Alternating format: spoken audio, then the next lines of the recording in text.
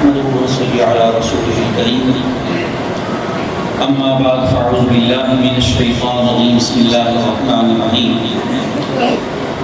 ومن يطع الله والرسول فأولئك مع الذين أنعم الله عليهم من النبيين والصديقين والشهداء والصالحين وحسن أولئك رفيقا صدق الله العظيم صدق رسوله النبي الكريم ونحن على ذلك من الشاهدين والشاكرين والحمد لله رب العالمين.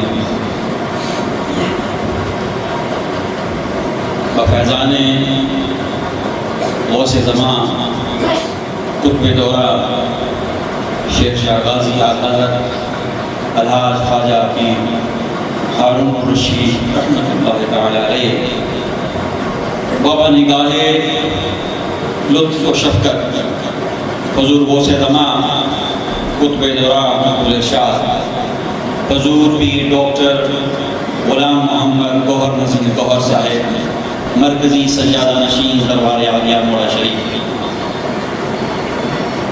معزز سامعین کرام، قرآن حکیم فرقان مجید کی سورہ نساء کی میں نے آیت پڑھی ہے.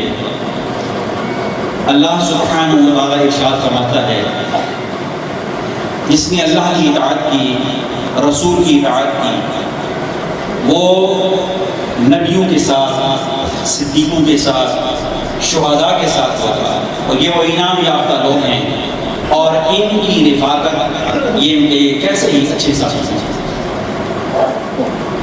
ام المؤمنین حضرت عائشہ صدیقہ رضی اللہ عنہ فرماتی ہیں کہ نبی پاک صلی اللہ علیہ وسلم کے پاس ایک شخص آیا اور آ کر عرض کی، یا رسول اللہ انک احب الی من نفسی وانک احب الی من آلی وحب الی من ولدی.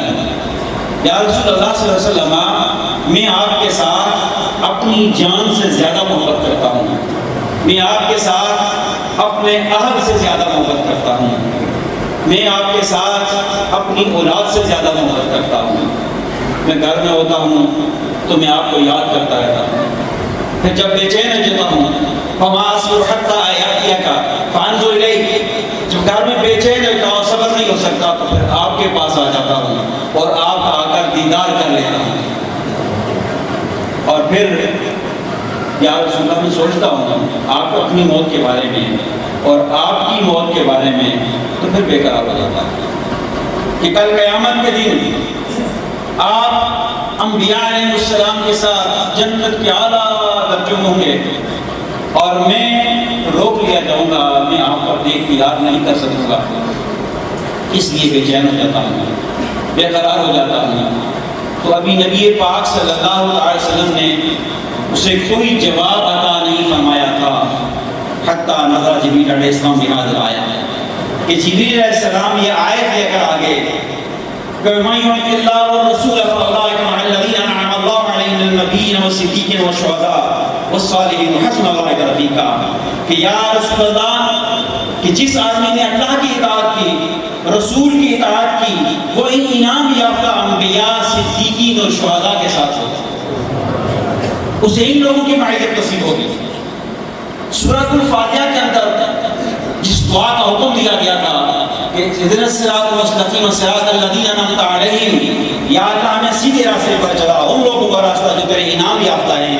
تو یہاں بتا دیا گیا کہ انعام یافتہ لوگ انبیاء ہیں، صدیق ہیں، شہداء ہیں اور صالحین ہیں.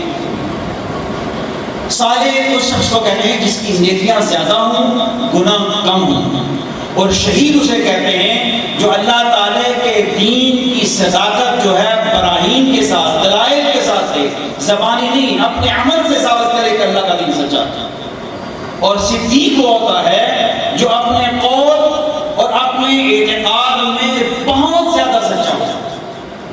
اور یہ بتا دیا گیا کہ انبیاء علیہ السلام کا سلسلہ ختم ہو گیا، نبوت کا دروازہ تو بند ہے، لیکن تم کوشش کرو، یہ راستہ مانگو، تم صدیقین اور شہداء اور صالحین کے درجہ پر تو آئے، وہاں تک تو جا سکتے.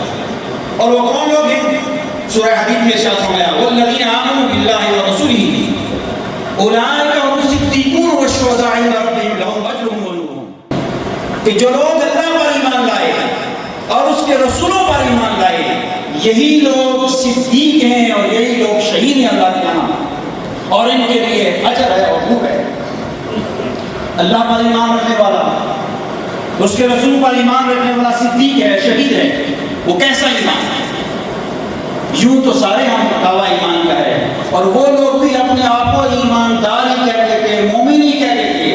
اللہ پر ایمان رکھنے کا دعویٰ ان کا بھی تھا، رسولوں پر بھی دعویٰ تھا کہ جن لوگوں نے سیدنا امام حسین علیہ السلام کو کربلا میں شہید کیا، دعویٰ ان کا بھی یہی تھا۔ لیکن وہ کیسا ایمان ہے جو درجہ صدیقیت تک پہنچا دیتا ہے، جو درجہ شہادت تک پہنچا دیتا ہے؟ اس کے لیے صحابہ کرام رضوان اللہ تعالیٰ علیہم اجمعین کی زندگی میں دیکھیں۔ ایک اور انصار بن وقاص رضی اللہ عنہ فرماتے ہیں کہ احد کے میدان میں، غزوہ احد کے اندر ایک خاتون کا خامد بھی شہید ہو گیا، اس کا باپ بھی شہید ہو گیا، بھائی بھی شہید ہو گیا، اور ایک روایت کے مطابق یہ اس کا بیٹا بھی شہید ہو گیا۔ وہ میدان میں اس کا اذان میں آ رہی، پوچھتی جا رہی تھی، اسے بتایا گیا تیرا باپ شہید ہو گیا ہے، تیرا خامد شہید ہو گیا ہے، تیرا بھائی۔ اس کا ایک ہی سوال تھا، رسول پاک صلی اللہ علیہ وسلم کیسے، نبی پاک صلی اللہ علیہ وسلم کیسے ہیں؟ لوگوں نے سے کہا قالوا خیرا یا ام فلان وبحمد وبحمد اللہ کما تحبین، کہ اللہ کا شکر ہے، اللہ کی تعریف ہے، جس طرح تم چاہتی ہو حضور ایسے ہی ہے، حضور بالکل ٹھیک ہے۔ اس نے کہا نہیں، میں دیکھنا چاہتی ہوں، مجھے دکھاؤ گے؟ تو آگے بڑی جب اشارہ کیا حضور کھڑے ہیں، ان کو دیکھا اور اس کے بعد بول اٹھی کل مصیبت بعد اجل، یا رسول اللہ آپ کے بعد ساری مصیبتیں میرے لیے آسان ہو گئی، اب مجھے کسی بات کا غم نہیں ہے، آپ سلامت ہیں، اللہ نے آپ کو سلامت رکھا ہے، میرا کام سلامت ہو گیا۔ اور مکہ اور مدینہ شریف کے درمیان قبیلہ بزرگ آباد تھا، ان کے پاس پانی ہوتا تھا، تو یہاں آ کر قافلے ٹھہرتے تھے۔ اس پانی کی وجہ سے وہاں ایک بچہ تھا، عبد العزا بن جون اس کا نام تھا، ذہین بچہ تھا، اپنے چچا کی کفالت میں رہتا تھا، اس کا کھانا پینا سب چچا کے ذمہ تھا، والد نہیں تھا۔ تو وہ بچہ ان قافلہ والوں سے قرآن کی آیتیں سنتا، اسلام کے بارے میں سنتا، باتیں قرآن کی آیتیں یاد ہونی، بڑی لہر کے ساتھ انہیں وقت پڑھتا، کرتے کرتے مسلمان ہو گیا۔ اور مسلمان ہونے کے بعد وہ چھپ کر جنگل جا کر صحرا کے اندر اپنی نمازیں پڑھتا رہا، اور پھر ایک وقت آیا وہ چچا کو سنا تھا کہ چچا جس شخصیت کے بارے میں لوگ کہتے ہیں کہ انہوں نے نبوت کا دعویٰ کیا ہے، وہ یہ کہتے ہیں ان کا یہ پلان ہے، ان کا اس پر ان کا کلام نازل ہوا ہے، اللہ یہ کہتا ہے۔ چاچا نے پہلے تو اگنور کیا، جب انہوں نے کہا کہ وہ چچا اسلام لے کر نہیں آتا تو بربلا کہا چچا میں تو مسلمان ہو گیا ہوں، اب میں محمد مصطفیٰ صلی اللہ علیہ وسلم کی بارگاہ میں جا رہا ہوں، میں نے بہت کوشش کی کہ تم مسلمان ہو جاؤ، تم مسلمان نہیں ہوئے تو میں تو جا رہا ہوں۔ چچا نے کہا اگر جاتے ہو تو میرا سب کچھ یہاں چھوڑ کے جاؤ۔ ناز و نخرے کا بڑا بچہ تھا، مقامی کپڑا بھی نہیں پہنتا تھا، باہر کے کپڑے پہنتا تھا۔ تو چچا نے کہا کہ سب کچھ چھوڑنے کا سب کچھ نہیں، حتیٰ کہ جو کپڑے پہنے ہوئے تھے وہ بھی چچا نے اتروا لیے، اسی حالت کے اندر ماں کے پاس گئے، ماں کو کہا کہ مجھے وہ کپڑا دے، ماں نے وہ ٹاٹ باہر پھینکے، دو ٹاٹ لپیٹ، ایک ٹاٹ نیچے اور ایک اوپر لپیٹ کر اسی طرح پیدل سے مدرسہ کی ماحول میں چلتا۔ مدینہ شریف پہنچے تو نبی پاک صلی اللہ علیہ وسلم کی بارگاہ میں حاضر ہوئے، اختصار کے ساتھ رسول پاک صلی اللہ علیہ وسلم نے بہت پیار فرمایا، فرمایا کیا نام ہے؟ کہا عبد العزا، فرمایا نہیں تمہارا نام آج کے بعد عبد اللہ ہے، اور تم یہیں میرے درس میرے پاس پڑھو۔ حضور کے ساتھ رہتے رہے، بڑی لے کے ساتھ توجہ کے ساتھ اونچا قرآن پڑھا کرتے تھے، حتیٰ کہ انہوں نے فرمایا یہ کوئی بدو جو ہے اونچا قرآن پڑھ رہا ہے، دکھلاوا کر رہا ہے۔ سرکار نے فرمایا نہیں، یہ اللہ رسول کے ساتھ محبت کرنے والا عبد اللہ ہے، اتنا قرآن پڑھتا ہے۔ کرتے کرتے غزوہ تبوک آ گیا، غزوہ تبوک سرکار کے ساتھ چلے گئے اور یہاں تک دعا کروائی گئی، یا رسول اللہ صلی اللہ علیہ وسلم دعا کرے کہ اللہ تعالیٰ مجھے شہادت عطا کرے۔ تو نبی پاک نے دعا کی کہ یا اللہ میں اس کا خون دشمنوں پر حرام کرتا ہوں۔ حضور میں تو دعا کروائی تھی کہ مجھے شہادت ملے، تو آپ نے دعا فرمائی کہ میرا خون بھی دشمن پر حرام ہے۔ سرکار نے فرمایا تم اللہ کے راستے سے نکلے، اللہ کے راستے میں نکلے ہو، اگر تم بخار کے ساتھ بھی فوت ہو گئے تو تم شہید ہو۔ چند دن گزرے انہیں بخار آیا، حضرت عبداللہ بن مسعود رضی اللہ تعالیٰ عنہ جو رسول پاک صلی اللہ علیہ وسلم کے بڑے پیارے صحابی تھے، ناموردار تھے، چھوٹا قد تھا، دبلا پتلا جسم تھا، رات کو اٹھے دیکھا تو حضور اپنے بستر پر نہیں ہے، دیکھا تو صدیق اکبر بھی نہیں ہے، حضرت عمر بھی نہیں ہے، باہر نکلے کہ ہم خیموں کے کنارے پر دور دیکھا کہ چراغ پاک صلی اللہ علیہ وسلم قبر انور کے اندر کھڑے ہیں اور ابو بکر صدیق اور حضرت فاروق رضی اللہ عنہما دونوں نے حضرت عبداللہ کو جنازہ ہاتھوں پہ اٹھایا ہوا ہے. حضور فرما رہے ہیں رفقاً نرمی کے ساتھ اپنے بھائی کو اٹھاؤ. یہ اللہ اور اس کے رسول کے ساتھ محبت کرتا تھا. بار بار ان کے فرما رہے تھے. حضور نبی مسعود ان کو قبر کے اندر رکھا. عبداللہ بن مسعود رضی اللہ عنہ یہ منظر دیکھا. اس نے کہا یا لیتنی کنت صاحب النقد, کاش کہ آج یہ قبر والا میں ہوتا, آج یہ میرا جنازہ ہوتا تو حضور مجھے قبر میں رکھتے. اور پھر حضور علیہ السلام نے دعا کی کہ یا اللہ گزشتہ رات تک شام تک میں عبداللہ کے ساتھ راضی تھا, یا اللہ تو بھی راضی ہو گیا. جن کا ایسا ایمان ہوگا, ایسا ایمان اللہ پر رکھیں گے تو انہیں درجہ صدیقیت بھی ملتا ہے, درجہ شہادت بھی ملتا ہے اور صالحیت بھی ملتے ہیں. ان کو یہ درجہ ملتا ہے. آج اس ہستی کی اصالِ قرآن خوانی کی جمع ہے, یعنی اصالِ ثواب کے لیے اور اس کی مجلس ہے, ان کو اللہ سبحانہ و تعالیٰ نے سب کچھ عطا کیا تھا.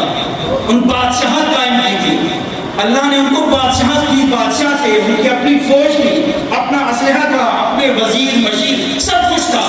لیکن مرشد پاک کے حکم پر ہر چیز کو چھوڑ کر, ہر چیز کو ٹھکرا کر یہ درویشی کی لائن اختیار کی, ہر چیز سے بے نیاز ہو گئے. اس لیے یہ جو آیت میں نے قرآن سورہ حدید کی پڑھی ہے, اس آیت سے پہلی آیت کے اندر ذکر آ رہا ہے ان لوگوں کا جنہوں نے دنیا کا مال اللہ کے راستے میں خرچ کیا, اللہ کو قرض حسنہ دیا, یعنی دنیا کے اندر مال دولت خرچ کر کے اپنے دل سے ساری دنیا کی محبتیں نکال دی تھی, ہر کچھ سب کچھ نکال دیا تھا. تو آج اس مرشد کریم کے ذکر کے اندر بیٹھے ہیں, جن کے اصالِ ثواب کے لیے بیٹھے ہیں, انہوں نے بھی اپنے دل سے بادشاہت, دولت, دنیا, ہر چیز کی محبت نکال کر مرشد کریم کے حکم پر بیٹھ گئے. اور اللہ سبحانہ و تعالیٰ نے قیامت تک کے لیے انہیں یہ بادشاہ عطا فرما دیا کہ آنے والا ہر جو ان کا غلام ہے, ان کے ساتھ نسبت رکھنے والا ہے, ان کے لیے دعا بھی کرتا رہے گا, ان کا تذکرہ بھی کرتا رہے گا. اصالِ ثواب کی مجلس میں قیامت تک چلتی رہے گی. اللہ تعالیٰ مجھے اور آپ کو اس در کے ساتھ کامل نسبت رکھنے کی توفیق عطا فرمائے, وفا کرنے کی توفیق عطا فرمائے. اللہ تعالیٰ ہمیں استقامت دے. شیطان اور نفس انسان کے دشمن ہیں, قدم قدم